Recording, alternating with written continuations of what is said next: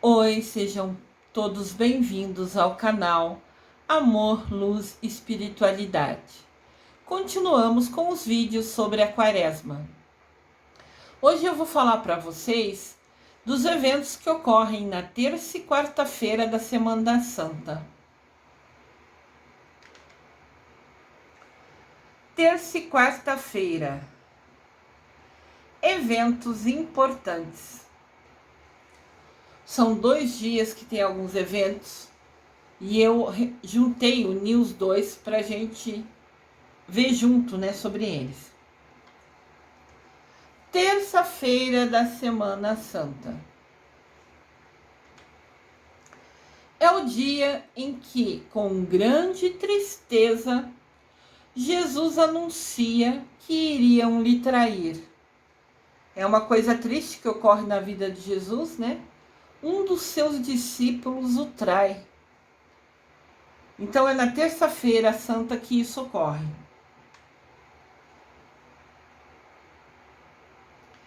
Jesus estava lá com os discípulos e quando falou, alguém vai me trair, na hora eles começaram a apontar um ao outro. Vai ser você, já sei, não, vai ser você. E não sei o que, você que vai ser o traidor e não sei o que. Jesus sabia quem era, né? Ele sabia no seu coração quem ia trair ele. Mas ali ele só ficou vendo os discípulos entre si apontando. Tá vendo? Os discípulos eram seguidores de Jesus, como nós escolhemos ser seguidores de Jesus. Mas eles também eram humanos, eram pecadores, brigavam, se acusavam, né? Como a gente faz, infelizmente. Claro que tudo é um aprendizado, a gente mudar as nossas ações. Mas ali, nessa imagem, depois de Jesus falou da traição, eles ficaram se apontando. Vai ser você, eu sei. É bem a sua cara, é você que vai fazer isso, não sei o quê. Claro que eles estavam todos indignados, assim, assustados, inconformados com essa notícia, mas eles, diante dessa frustração, em vez de pensar, nossa, que triste ocorrer isso, que chato, vamos rezar para ver se essa pessoa de repente muda de ação. Mas não ia mudar porque estava escrito que seria assim, para que culminasse, para que terminasse em Jesus morrendo na cruz. O objetivo é que de fato ele chegasse à crucificação para perdoar os nossos pecados, né? Mas os discípulos, em vez de pensarem, nossa, quem será que é? Vamos rezar por ele? Pensaram, não, vai ser você. E começaram a se acusar. São humanos também. Eram, né, na época. Na terça-feira santa, também Jesus... Na terça-feira santa também, né? Jesus está em Jerusalém, onde é confrontado pelos dirigentes do templo quanto à sua atitude no dia anterior. Então, os doutores, os experts, os estudiosos, né? Os sábios, como eram chamados naquela época, que eram os chefes, dirigentes do templo, foram tirar satisfação de Jesus. Ei, pera lá, você é aquele que ontem destruiu o templo, expulsou todos os vendedores da frente, da igreja lá do templo? Mas quem é você para expulsar alguém? Quem te deu o direito de sair, né, expulsando os vendedores que estavam na frente da igreja ontem? Eles, como sabiam bastante, estudavam muito, se achavam melhores que os outros e foi tirar satisfação de Jesus. Ele ter expulsado os vendedores do templo, e se os vendedores estavam ali é porque gente poderosa deixava, né? É uma certa politicagem, infelizmente, acho que é essa palavra, que pessoas interessadas em manter aquilo ali apoiavam os vendedores, apesar de serem injustos, de serem abusivos, de cobrarem muito. Mas algumas pessoas gostavam, às vezes até tinham participação nos lucros das vendas. Então, os doutores aqui, doutores no sentido de inteligente, né? Doutor hoje em dia é quem faz doutorado, né? Isso é diferente. Na época era quem tinha estudado mais, de certa maneira é isso. E eles foram tirar a satisfação de Jesus. Mas quem é você para ter destruído ontem todas as mesas, né, as bancas dos vendedores que estavam na frente do templo ontem? Quem assistiu o vídeo anterior sabe, né, que segunda-feira Jesus expulsou os vendedores do templo. Então, na terça, os sabe-tudo, vamos falar assim, né, os que se achavam sabe-tudo, os que tinham bastante estudo, foram tirar a satisfação de Jesus por aquele abuso de poder, por ele se achar digno de quebrar tudo e destruir aquilo. É claro que Jesus teve autorização, teve a indicação para fazer aquilo segundo Deus Pai. Deus falou no coração dele para reagir, acabando com aquela situação abusiva que tinha. Mas os doutores, os estudiosos não sabiam nada disso. E na verdade, Jesus ter expulsado os vendedores na segunda-feira foi um dos pontos que chamou a atenção de quem ele era, quem ele achava ser, para os mais estudiosos, para os mais importantes na época lá dele, que ele falou, nossa, mas quem é esse? Se ele vai lá e destrói a venda, o mercado que tem ali na frente do templo, talvez ele vai dar problema para a gente. Ele tem iniciativas que ninguém faz. Normalmente o povo obedecia os líderes ou quem tinha mais estudo. E Jesus se rebelou, agiu diferente, né? Então ele ter destruído o mercado, né, na frente do templo, que apareceu no vídeo anterior de segunda-feira, ele chamou a atenção dos poderosos, que ele era alguém que se destacava, que ele era alguém diferente. Então ele já começou a incomodar, né, a chamar a atenção negativamente dos poderosos. E eles questionavam a autoridade de Jesus.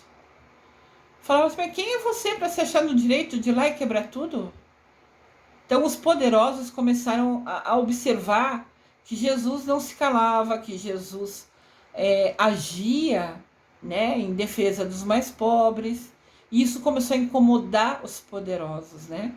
E tudo isso estava, lógico, escrito, associado a que resultasse, né, na crucificação dele na Sexta-feira Santa, na Sexta-feira da Paixão.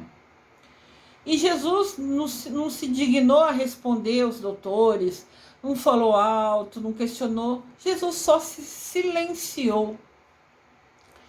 Tá aí uma missão difícil, a meu ver, né? Assim, desafiadora, no sentido que a gente precisa aprender a se calar em muitas situações para conquistar essa evolução espiritual. A gente precisa aprender a ter paciência, a esperar o tempo de Deus em tudo na nossa vida.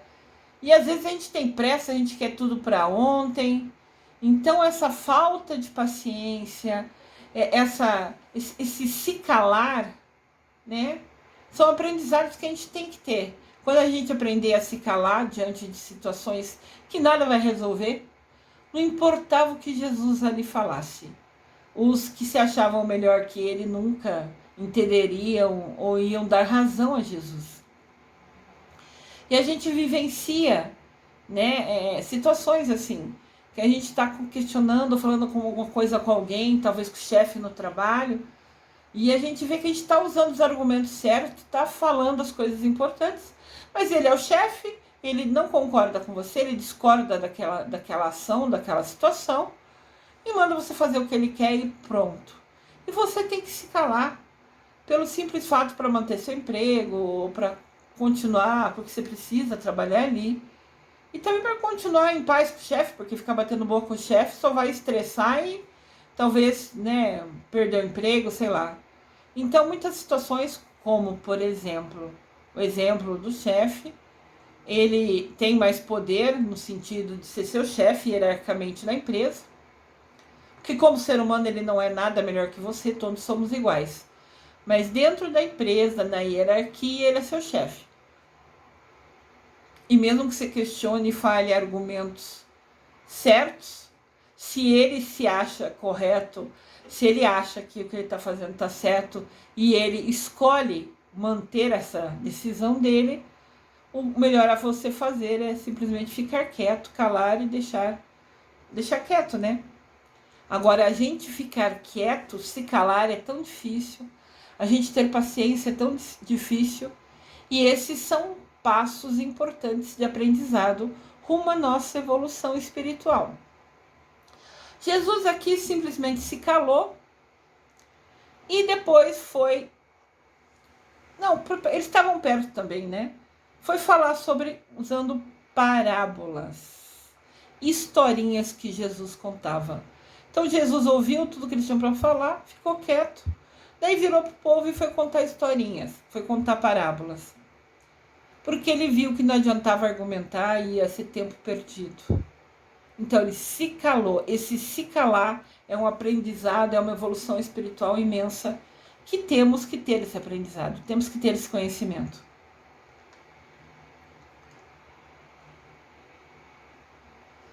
As parábolas de Jesus.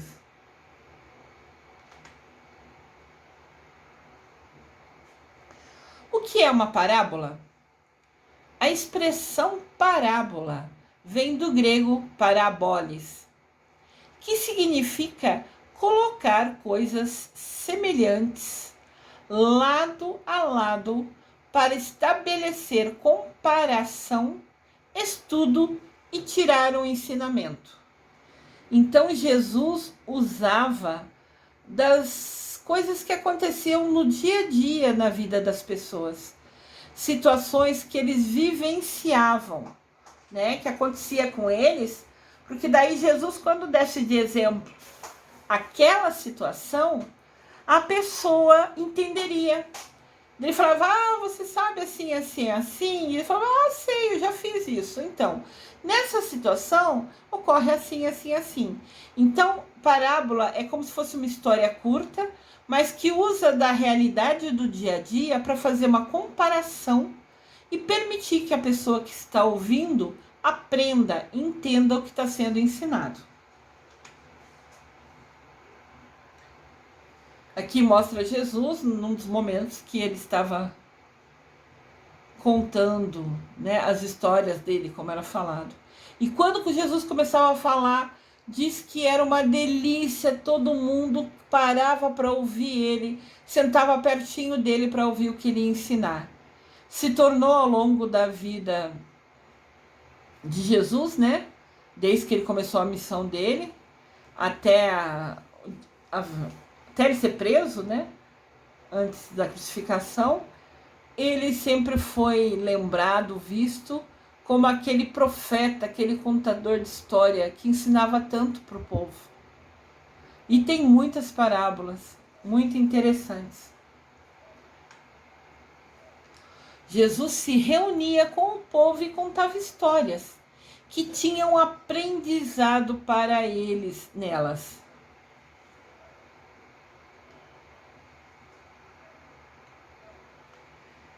Que mesmo naquele dia que Maria, né, banhou os pés de Jesus, enxugou com seus cabelos, ele também aproveitou para contar parábolas ali naquele dia, naquele momento.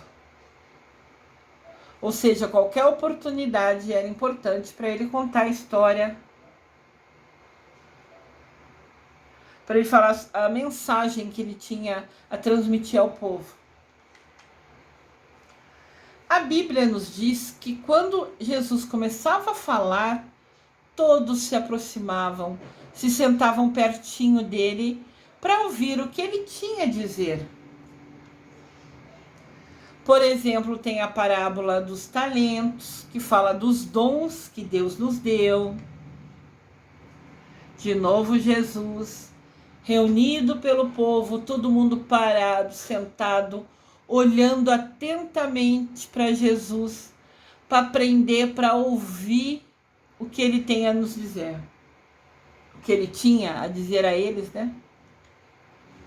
Tem a parábola do grão de mostarda. Tem a parábola do semeador, que é a minha missão de vida. Eu recebi por inspiração que essa é a minha missão de vida. Para mim é um orgulho, uma honra Eis aqui a serva do Senhor, faça-se em mim segundo a tua vontade. Aqui tem de novo Jesus reunido. Como eu falei, aonde ele parava para contar a história, todo mundo se cercava, se aproximava dele para ouvir ele. Eu farei um vídeo específico para falar com mais detalhes do que são as parábolas e a importância delas para o povo. Então eu vou... Esses exemplos que eu dei, né? Parábola dos talentos, parábola do semeador, eu vou fazer um vídeo explicando um pouquinho mais sobre cada uma delas. E a mensagem que cada uma delas traz pra gente. Daí passa para a quarta-feira da Semana Santa. É o quarto dia da Semana Santa. Amanhã, que vai ser quinta-feira. Então, amanhã é quinta-feira e inicia o Tríduo Pascal. Quinta-feira Santa, né, que vai iniciar o Tríduo Pascal. Tríduo Pascal são os 3 últimos dias e mais importantes da Quaresma. É a Quinta-feira Santa, a Sexta-feira Santa e o Sábado de Aleluia.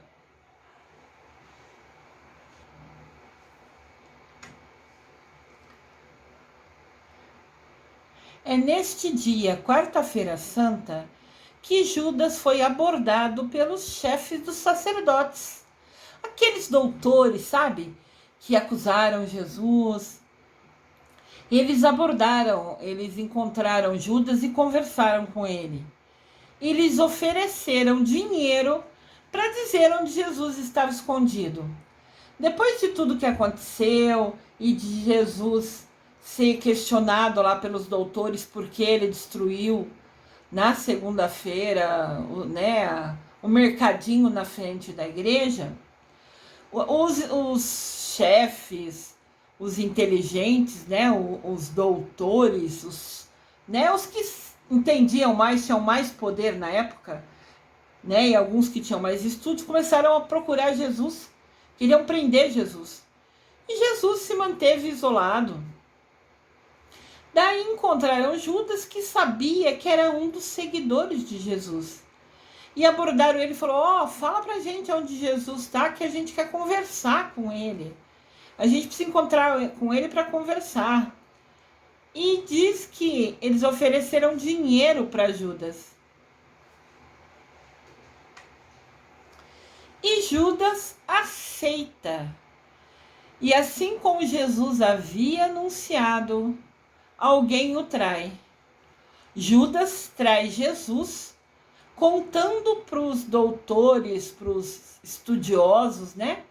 Para as pessoas de poder daquela época, né? Que onde Jesus estava escondido. Porque daí eles podiam prender Jesus. Judas recebe 30 moedas de prata como recompensa por sua traição. 30 moedas de prata era bastante dinheiro na época. E ele traiu Jesus por falar aonde Jesus estava escondido. Na verdade, Jesus não estava escondido. Ele decidiu ficar em oração, mais isolado, dando os últimos conselhos para os discípulos. Ele queria encerrar o aprendizado dos discípulos. Então ele se isolou e ficou conversando com eles. Mas Judas não estava nesse dia. Mas ele sabia onde Jesus se reunia para conversar e ensinar os discípulos. E ele contou o lugar que Jesus ficava para esses doutores da lei. E ganhou 30 moedas de prata por isso. A gente tem aqui uma imagem, né? Dele segurando com as 2 mãos, bem ávido, assim, ansioso. Me dá, me dá, me dá, né? A pôr aquele dinheiro. O olho gordo dele, né? O pensar no dinheiro, no ter o dinheiro, fez ele quebrar a confiança de Jesus e falar onde eles se reuniam, né? Onde eles ficavam. E os doutores da lei, os estudiosos, eram pessoas com mais posse, né? Então deram para ele 30 moedas de prata.